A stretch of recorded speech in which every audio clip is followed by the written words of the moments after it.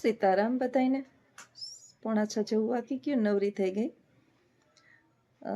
કાલના વિડીયોની અંદર જસોદાબેન પૂછતા હતા, બેન તમારા દાઢનું તો કહેજો કે આગલા વિડીયોની અંદર સાવ મટી ગઈ છે દાઢ, સોજોય ઉતરી ગયો છે હાવ, અને 2 દિવસ થયા તો છે ને રોટલી કે રોટલો થોડો થોડો ચવાય છે.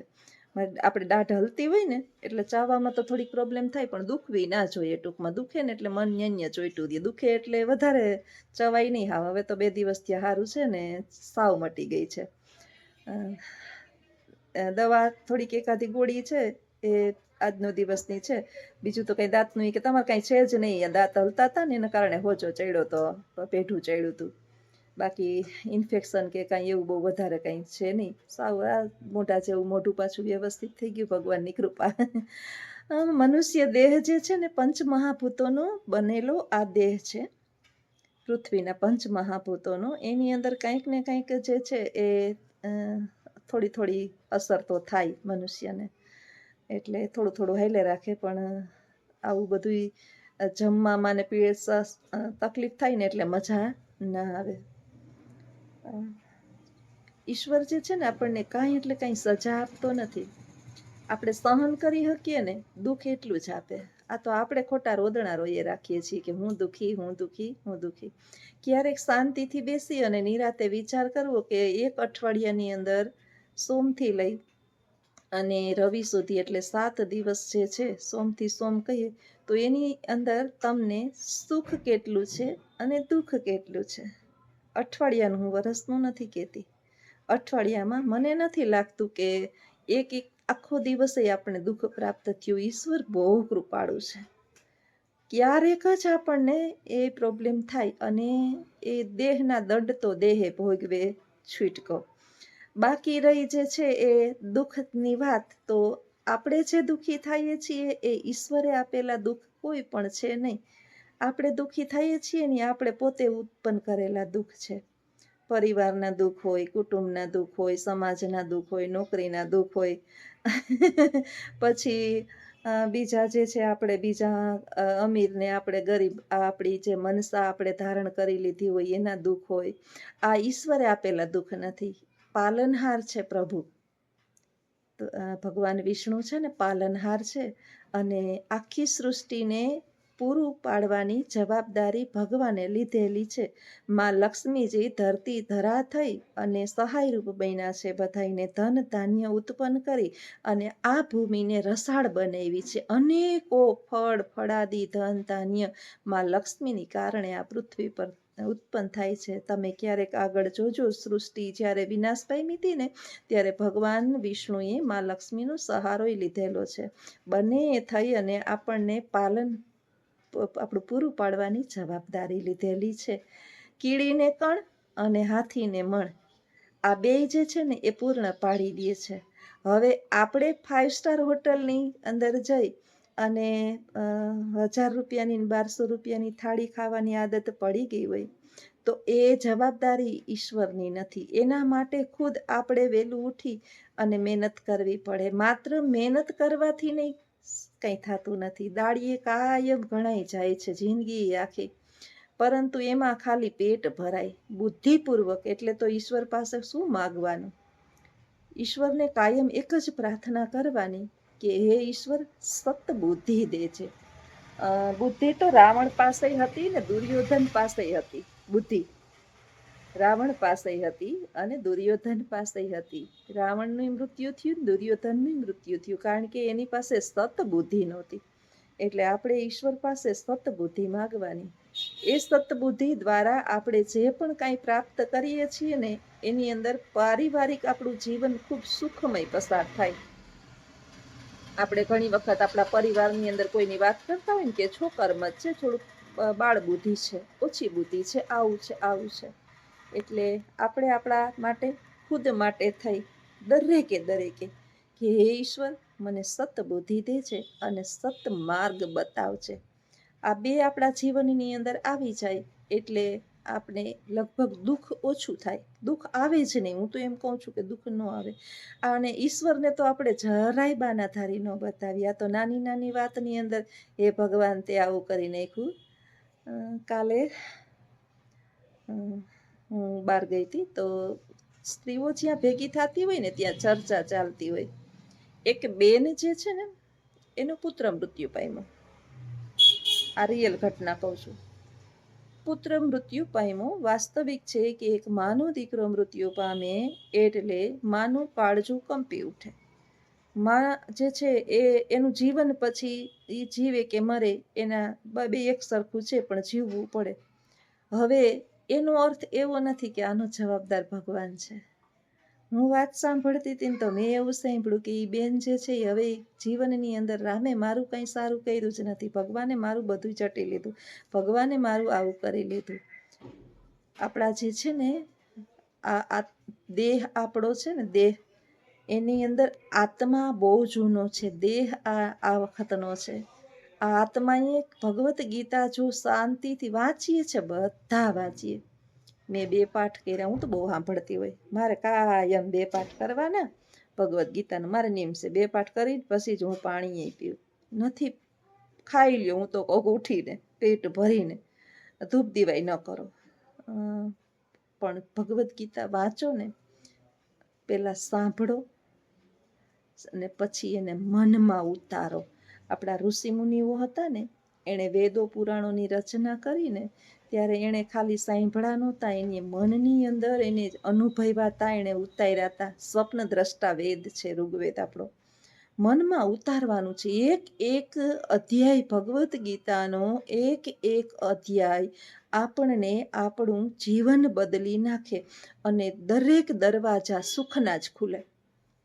આ મારી ગેરંટી છે. પણ વાંચવાનું નથી, વાંચી અને એને જીવનમાં ઉતારવાનો છે કે મારી સાથે આ ઘટના કેમ બની રહી છે. જવાબ, મને આવું દુઃખ કેમ મળી રહ્યું છે, એમાં જ જવાબ. લોકો મારી સાથે જ આવું કેમ કરે છે, આ મારા જ ઘરના મારી સામે દુશ્મનો થઈને કેમ ઊભા છે, મને આવો પતિ કેમ મળ્યો, મને આવી પત્ની કેમ મળી, મારા દીકરાની વહુ મને આવી કેમ મળી, મારા દીકરા આવા કેમ મળ્યા. બધા જ જવાબ જે છે એ ભગવદ્ ગીતા વાંચી એટલે એની અંદર છે. ત્યારે તો ભગવાન શ્રી કૃષ્ણ અર્જુનને મહાભારતનું યુદ્ધ ચાલતું હતું, અર્જુને હથિયાર નીચે મૂકી દીધા હતા અને નથી લડવું, આ તો મારા ભાઈ ભાંડુ, મારા ગુરુજનો, મારા પિતામહ મારા જ છે.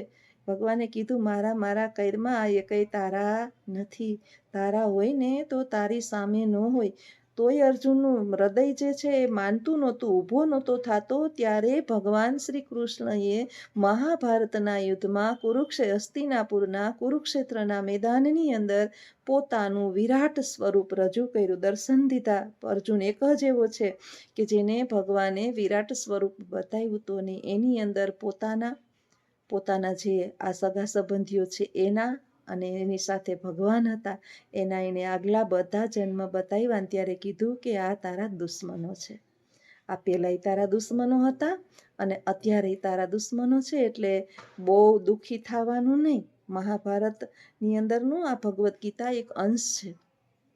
એ 700 શ્લોક જે છે ભગવદ્ ગીતાના, એ આપણને એક એક શ્લોક જે છે એ સમજાવે છે કે આ દુનિયાની અંદર તમારી સાથે જોડાયેલું, તમારી લોહીના સંબંધ વાળું પણ તમારું દુશ્મન થઈને તમારા ઘરમાં આવ્યું હોય.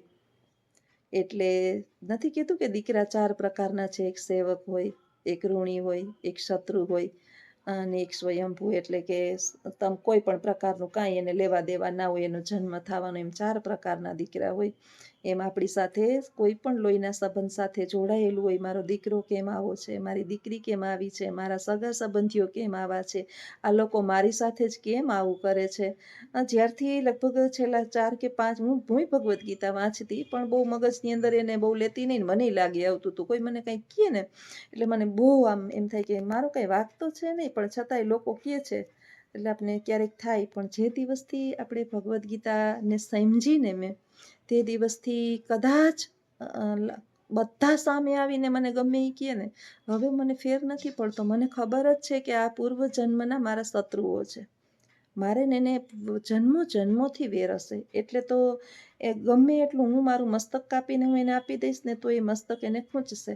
એનાથી બેટર છે કે આપણે આપણા આત્માને સમજાવી લેવો કે બનવાની તો બાજી છે જ નહીં, તો આપણું વાહન એના વાહનથી 15 ફૂટ દૂર, આ ભગવદ્ ગીતા આપને સમજાવે છે. એટલે ખાલી વાંચીએ નહીં, સમજીએ. એટલે આપણે છે ને આપણા ઊભા કરેલા દુઃખ, આપણા ખુદના ઊભા કરેલા દુઃખ એ ઓટોમેટિક જે છે એ વયા જશે. મારી સાથે આ ઘટના કેમ બની? મેં તો કોઈનું ખરાબ નથી કર્યું, મારી સાથે આવી ઘટનાઓ કેમ બની? આ દેહ નવો છે, આત્મા બહુ જૂનો છે. એના પૂર્વજન્મના કર્મો જે છે આપણા, એ આપણે આ જન્મની અંદર કદાચ ભોગવવાના બાકી રહી ગયા હોય તો આપણે ભોગવવા આવ્યા હોય. બહુ સારા આપણે પુણ્ય કર્યા હશે કદાચ આગલા જન્મની અંદર, એટલે એક તો માનવ દેહ તો મળ્યો જ છે. પણ ક્યાંક ને ક્યાંક આપણે દુઃખી થઈએ છીએ, તો એની સાથે પુણ્યની સાથે ક્યાંક ને ક્યાંક આપણે પાપાચરણ પણ કર્યું હશે, એની સજાઈ આપણે ભોગવતા હોય. દંડ મળતો નથી, એમ નમ દંડ મળતો નથી. સજા વિના દંડ ન મળે. એટલે ભગવદ્ ગીતા સમજીએ ને એટલે આમ ઘૂંટડો ઉતરી જાય આપણને કે નહીં, ખરેખર ભગવદ્ ગીતાની અંદર છે ને એ વિશ્વની અંદર ક્યાંય જ્ઞાન નથી. વિશ્વ શોધી લ્યો, દુનિયા શોધી લ્યો, આજે રશિયા, અમેરિકા, જર્મની, અને જર્મની દેશ છે ને, તમને હું સાચું કહું ને તો આપણા દેશની અંદરથી સંસ્કૃત ભાષા લુપ્ત થતી જાય છે દિવસે ને દિવસે. અને એટલે આજે દરેક સંતાનો જે છે ને એ સંસ્કાર વિનાના દેખાય છે. આપણે જુઓ, ફેશન કરવી, સુખીથી જીવવું, આનંદમય જીવવું એ અપરાધ નથી, પણ માનસ પટલનું શુદ્ધિકરણ નથી થતું. ક્યાંક ને ક્યાંક જે છે એ એક માણસ બીજા માણસને દુઃખ દેવા તૈયાર થાય છે. એનું મોટું કારણ છે કે આપણી ભાષા, સંસ્કૃત, જે દેવોની વાણી કહેવાતી, એ આજે જર્મનીની અંદર એટલી યુનિવર્સિટીઓ એ લોકોએ ખોલી નાખી છે કે સંસ્કૃત તો સમુદ્ર છે. એની અંદર અનેક ઔષધિઓ છે, અનેક ઉપાયો છે, અનેક રોગના ઉપાયો છે, સુખી થવાના ઉપાયો છે. સંસ્કૃત ભાષાની અંદર બધું જ છે, જે ક્યાંય નથી એ સંસ્કૃત ભાષાની અંદર છે. પણ આપણા ભારત દેશની અંદર અંગ્રેજનો ચસ્કો લાગ્યો છે, અંગ્રેજીનો. અંગ્રેજી ઇન્ટરનેશનલ ભાષા છે, આવડવી જ જોઈએ, આવડવી જ જોઈએ. એની હું વિરોધી નથી. હું મારા છોકરાઓને કહેતી હતી કે ઇંગ્લિશ મીડિયમમાં છોકરાઓ ભણ્યા નથી, પણ તમે ઇંગ્લિશ શીખી જાજો. જો મારા નાનકડો ત્યારે યુરોપમાં છે ને ફટાફટ ઇંગ્લિશ બોલે, ને મોટો તો ભણેલો જ છે એટલે એને તો આવડતી જ હોય. મને આવડે, પણ એટલું બધું આપણે ન આવડતી હોય, કારણ કે મારી ભાષા સંસ્કૃત છે. હા, મને સંસ્કૃત સરસ આવડે. અમારા ઘરે જે છે ને, મારા છોકરાના ને મેરેજ ને થાય ને પછી કંઈક ને કંઈક હોય, જે આપણે માતાજી તેડીએ ને હોમ હવન ને, ત્યારે અમારા જે બ્રાહ્મણ આવે ને એની ભેગા સાથે લઈ આવ્યા હોય ને, એ બ્રાહ્મણને એમ કહે કે ક્યાંય જોજો, સાચા શ્લોક બોલજો. આ બેન જે છે ને એ છેલ્લા 15-20 વર્ષથી, ત્યારે આપણે એમ કે આટલા વર્ષથી સંસ્કૃતમાં ભણાવે છે. એ ફેર પડે આપને, શ્લોકનું સાચું ઉચ્ચારણ અને તો જ એનું ફળ. આપણું નામ હોય એ પ્રોપર કોઈ ના બોલતું હોય તો આપણને જેમ ગુસ્સો આવે એમ સંસ્કૃતના સાચું ઉચ્ચારણ ન કરીએ તો એનું ફળ ન મળે. એટલે ઉચ્ચારણ તો જરૂરી છે. અને ભગવાનની કૃપા એટલી મારા ઉપર કંઈક હશે, માં સરસ્વતીની, સાક્ષાત માં સરસ્વતી ખરેખર અઢળક મારી ઉપર કૃપા વરસાવી છે કે મને આ સંસ્કૃતનું જ્ઞાન આપ્યું છે. મારા જીવનની અંદર સંસ્કૃત વણાઈ ગઈ છે મગજમાં. એટલે એ સારું છે કે હું ગમે એ સંસ્કૃતના પુસ્તકો વાંચું ને એટલે મને એનો ભાવાર્થ સમજાઈ જાય. હા, ક્યારેક ક્યારેક પ્રોબ્લેમ પડે તો આપણે આપણા જે સાંદીપનીના અમારે ઋષિ કુમારો હોય એ મારાથી વધારે જ્ઞાતા હોય, કારણ કે નાના હોય ને ત્યાંથી એની પાઠ ભણાવવામાં આવ્યા હોય, એટલે આપણે એનું નિરાકરણ કરી લેતા હોઈએ. પણ આપણા માટે તો ઘણું કહેવાય. તો ભગવદ્ ગીતાને સમજીએ એટલે આપણે જે આપમેળે ઉત્પન્ન કરેલા દુઃખો છે ને એ આપોઆપ વયા જશે. તો આજનો વિડીયો કેવો લાગ્યો ચોક્કસ જણાવજો. આવજો. સીતારામ.